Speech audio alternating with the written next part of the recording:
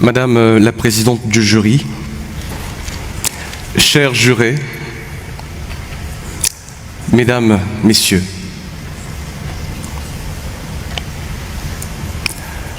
Desmond Tutu affirmait en son temps que le tribalisme est souvent glorifié comme un retour à nos racines.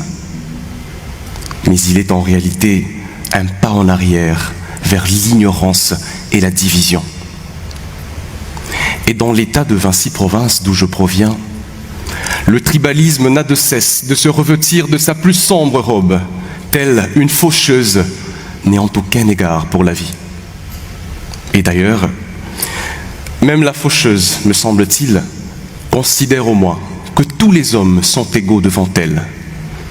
Pour le citoyen tribaliste, cependant, l'inégalité est devenue la règle, car désormais il choisit impunément ceux qui mériteraient de vivre et ceux-là à qui la mort et la misère siéraient le mieux par le fait de leur appartenance tribale. Mais venons-en aux faits. Le 12 novembre 2023, vous preniez peut-être bien votre doux café de routine ce matin-là, tandis qu'à Malembankoulou, dans la province du Olomami, en République démocratique du Congo, il y eut des soulèvements en pleine matinée, à la découverte du corps sans vie et délaissé d'un jeune conducteur de moto. Les natifs de la province du Olomami, se basant sur des suppositions et préjugés, accusèrent des originaires de la province du Kasaï qui résidaient dans le Olomami d'avoir prétendument commis ce meurtre. Ainsi, en riposte, est résolue à ôter la vie à toute personne d'origine kassaïenne et résidant dans le Olomami. Des hommes ont violé publiquement et en plein jour une jeune femme âgée d'une vingtaine d'années sur le critère de l'appartenance de celle-ci à cette tribu kassaïenne qu'ils méprisaient, et ce, en présence des enfants mineurs de la pauvre femme.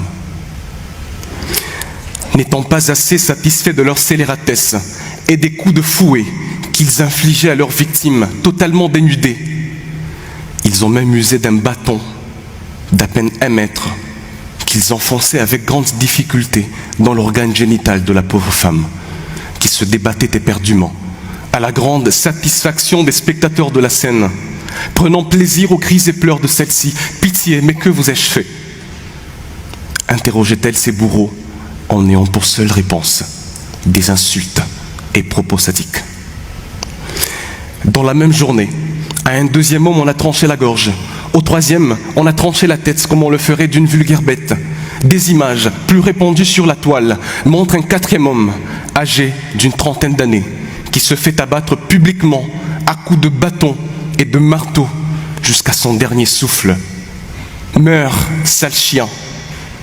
Ce sont celles-là les dernières paroles que ce pauvre homme aura entendues avant son douloureux trépas.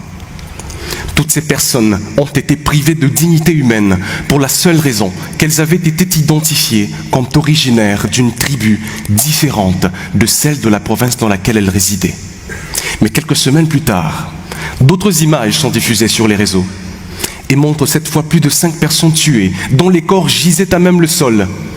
Les présumés auteurs de cette tuerie, qui filmaient tout fièrement les corps des victimes, revendiquaient ces morts au nom de la communauté kassaïenne précédemment victimisée dans le Olomami, pour ainsi se prévaloir de leur propre turpitude et faisant de l'État congolais le théâtre d'une justice tribale résolue à donner la mort.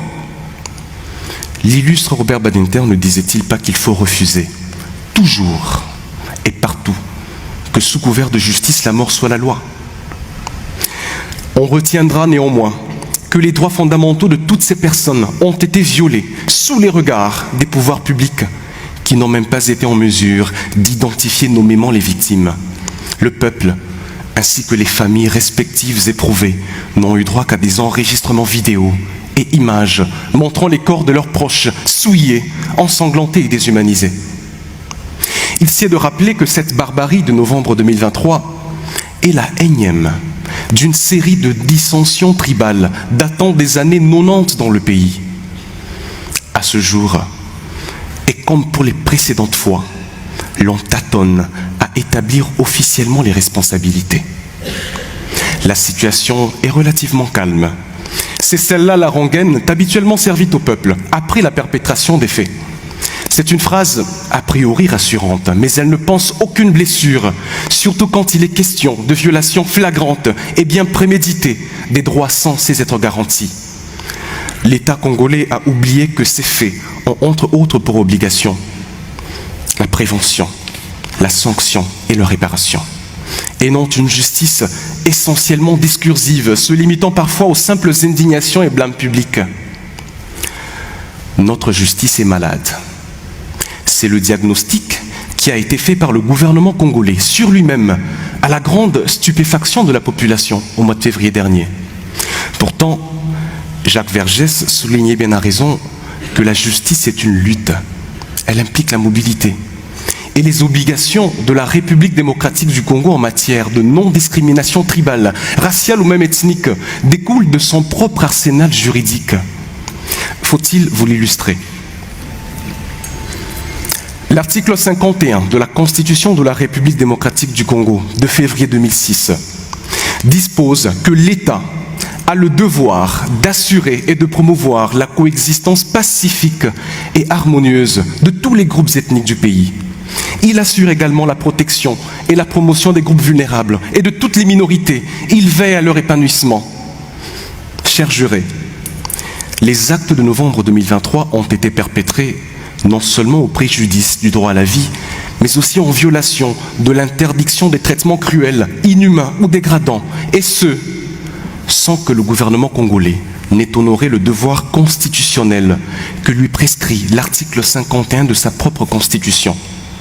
Surabondamment, l'article 2, alinéa 2 de la Convention sur l'élimination de toute forme de discrimination raciale, également ratifiée par la RDC depuis le 9 juillet 1976.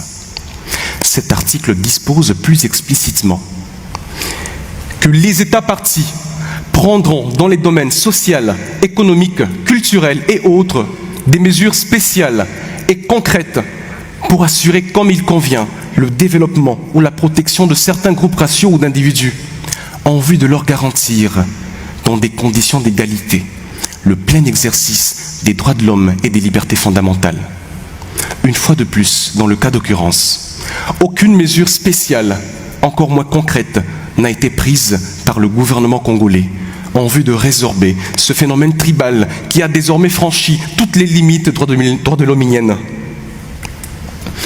Pourtant, en vertu de l'article 215 de la Constitution du pays, les traités et accords internationaux régulièrement conclus ont, dès leur publication, une autorité supérieure à celle des lois. Et la République démocratique du Congo a manqué à l'obligation positive qui lui incombait quant à prendre les mesures concrètes et nécessaires à la sauvegarde de ses droits bafoués. Certains, alors parmi vous, m'objecteraient peut-être que le tribalisme en République démocratique du Congo serait une fatalité. Qu'étant l'État le plus vaste d'Afrique centrale, avec une superficie de 2 345 410 km² et une population d'environ 89 millions d'habitants, où l'on retrouve plus de 500 tribus, l'on ne saurait ne pas être tribal, car plus de 500 tribus, ce serait plus de 500 perceptions différentes de la cohabitation avec autrui.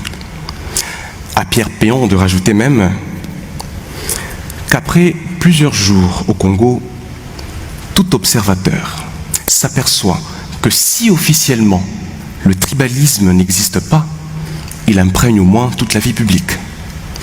Qu'à cela ne tienne.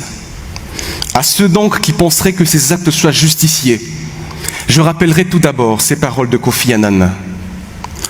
L'intolérance est apprise. Elle peut être désapprise. Et même alors, comment une république parviendrait-elle à mettre fin au pillage de ses ressources naturelles et à l'agression armée qu'elle subit depuis près de 30 ans si elle demeure dispersée dans les intérêts tribaux au détriment de l'intérêt collectif? Dans son livre « Holocauste au Congo », Charles Onana vous présente une république affaiblie par la guerre. Moi, je vous parle d'une nation déchirée par la crise identitaire. Et la vérité à ce sujet est que l'État est passif vis-à-vis du tribalisme et les atrocités se multiplient impunément. Comme le remarquait si bien Montanet de la Rocque, pendant longtemps, les excès de la puissance publique furent surtout redoutés. De nos jours, l'impuissance publique est devenue la forme la plus répandue de l'arbitraire des pouvoirs publics. Madame la Présidente, chers jurés, Mesdames et Messieurs, j'éprouve ce jour un profond sentiment de soulagement d'avoir pu porter cette cause au-delà des limites frontalières de mon État. Car le peuple, disait Victor Hugo, est un silence. Je serai l'avocat de ce silence et je parlerai pour les muets. Le peuple congolais a longtemps souffert de l'apathie de l'État vis-à-vis de ce phénomène et il est plus que temps de pousser la conscience universelle à repenser au tribalisme, y réfléchir plus profondément, car certains en ont perdu de leur vie et d'autres courent le même risque. Mais il faut aussi et surtout penser le tribalisme. Voyez-vous, les gouvernants de la République démocratique du Congo prétendent dans leur discours vouloir l'éradiquer. Mais au vu des tueries de novembre 2023 et au vu de la gestion légale qui en a été faite, il y a lieu de rejoindre la pensée d'Hippocrate, qui disait que quand quelqu'un désire la santé, il faut d'abord lui demander s'il est prêt à supprimer les causes de sa maladie. Alors seulement est-il possible de l'aider. Penser le tribalisme, c'est donc avant tout garantir une jouissance équitable des droits fondamentaux à tous. C'est s'assurer de répartir équitablement les richesses du pays et résorber les facteurs de l'exode rural. C'est prôner l'égalité de chance dans les milieux socio-professionnels. C'est établir officiellement les responsabilités des tueries récentes. C'est redonner de la dignité à ces personnes qui ont perdu la vie parce qu'ils étaient prétendument différents. Pour finir, Arunda Tiroi a affirmé, tu as raison, qu'on ne fera pas un monde différent avec des gens indifférents. Permettez-moi de rappeler à l'attention de tous que lutter contre le tribalisme par le simple discours, en lieu et place de rendre effectivement justice, c'est aussi de l'indifférence, car la justice n'est pas dans les discours, mais dans le respect des droits. Je vous remercie.